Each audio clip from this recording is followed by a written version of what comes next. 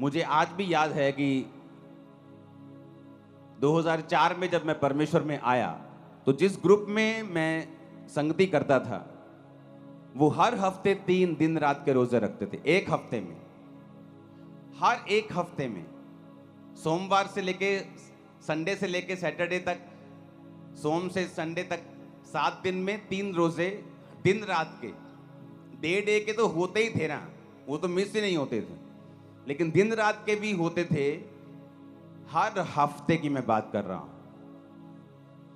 मेरी लाइफ के जो पहला साल, दूसरा साल टोटल रोजों में निकला है, सिर्फ रोजों में निकला है। मैंने कम खाया होगा, रोजे ज्यादा रखे होंगे।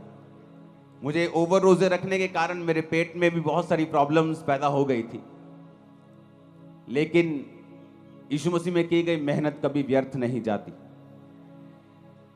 तो परमेश्वर ने वो सारा कुछ कवर भी कर दिया, लेकिन जो सामर्थ का नींव, जो फाउंडेशन 2004 और 5 में पड़ी थी, उसका असर आज दुनिया देख रही। बाइबल का वचन इतना क्लियर और सख्त है और इतना शानदार है कि क्या कहने, मैं आपको बताता हूं। वचन कहता है कि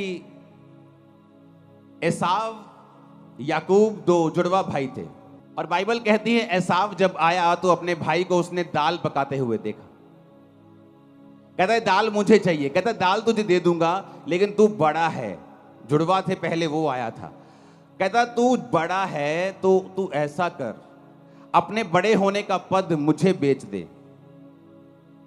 याकूब ने कहा तू बड़ा है तो अपना पद मुझे दे दे, मैं दाल तुझे दे दूंगा। और वचन कहता है कि एक बार के भोजन के बदले में उसने अपने बड़े होने के पद को बेच दिया। और जब आशीष पाने के लिए निकला अपने बाप से, क्योंकि बड़ों को ज्यादा आशीष मिलती थी पहलोठों को, तो लिखा वो आशीष पाने के योग्य नहीं ठहरा। आंसू बहाने पर भी, तौबा करने पर भी उसे कोई भी आशीष नहीं मिली। क्यों? क्योंकि उसने शरीर को फॉलो किया था। जो लोग शरीर को फॉलो करते हैं वो आशीष पाने के योग्य नहीं है। वचन कहता है कि अगर आप व्यभिचार में गिर गए, अगर आप पाप में गिर गए, अगर आप चोरी में गिर गए, तो आप सेवा करने के भी काबिल नहीं हैं उच्च पद की। वचन तो इतना गहरा है वचन। तो शैतान लोगों को नाकामयाब कैसे करता है? उनको शरीर के पीछे लगाता है,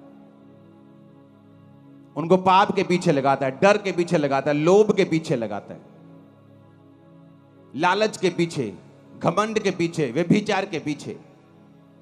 और रोजे के उपवास क्या करता है? जब आप उपवास करते हैं, उपवास आपके शारीरिक, जो आपका बॉस बन गया शरीर। अगर शरीर ने कह दिया कि रात को आपको मोबाइल देखना ही देखना है, गंदी फिल्म देखनी ही देखनी है, तो आप उसको करते हैं, क्योंकि आपका शरीर भारा है, आपकी स्पिरिट हल्की है। आपका बॉस आपका शरीर है।